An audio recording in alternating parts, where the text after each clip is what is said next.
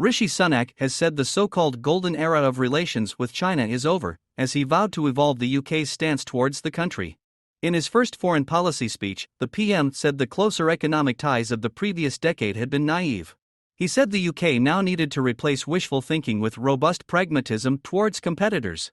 But he warned against Cold War rhetoric, adding that China's global significance could not be ignored. Mr. Sunak has faced pressure from Tory backbenchers to toughen the UK's stance on China since he took over as Tory leader and UK Prime Minister last month. The speech, to the Lord Mayor's Banquet in London, comes after protests in China over the weekend against the country's strict COVID lockdown laws. Police have made several arrests, and a BBC journalist was detained while covering a protest in Shanghai on Sunday. He was beaten and kicked by the police during his arrest and held for several hours before being released. Mr. Sunak told the audience of business leaders and foreign policy experts that, in the face of the protests, China had chosen to crack down further, including by assaulting a BBC journalist.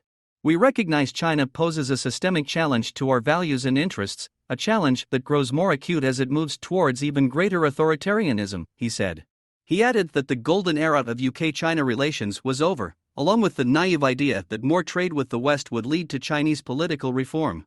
The phrase golden era is associated with closer economic ties under former Prime Minister David Cameron, but relations between London and Beijing have since deteriorated. However, Mr. Sunak stressed that we cannot simply ignore China's significance in world affairs to global economic stability or issues like climate change. He added that the UK would work with allies including the US, Canada, Australia, and Japan to manage the sharpening competition, including with diplomacy and engagement. "It means standing up to our competitors, not with grand rhetoric but with robust pragmatism," he added. Mr. Sunak's predecessor Liz Truss was reportedly planning to recategorize China as a threat to the UK as part of a review of its foreign policy. In his speech, Mr. Sunak echoed the phrase used in the review that China is a systemic challenge. He said there would be more details of the review in the new year.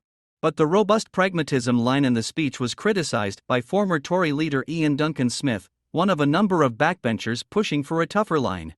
Reacting to a preview of the speech, he wrote in the Daily Express that China had become a clear and present threat to us and our allies. "I wonder if robust pragmatism now sounds more and more like appeasement," he added. Labour's shadow Foreign Secretary David Lammy called the speech thin as gruel, accusing the Prime Minister of flip-flopping its rhetoric on China. Elsewhere in his speech, Mr. Sunak promised to continue support for Ukraine, adding, "We will stand with Ukraine for as long as it takes."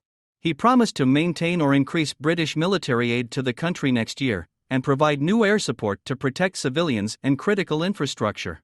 Mr. Sunak visited Ukrainian President Volodymyr Zelensky earlier this month, in his first visit to Kyiv since entering Downing Street. During the visit, he announced the UK would supply Ukraine with additional anti-aircraft guns and radars, and increase the training offered to Ukraine's armed forces.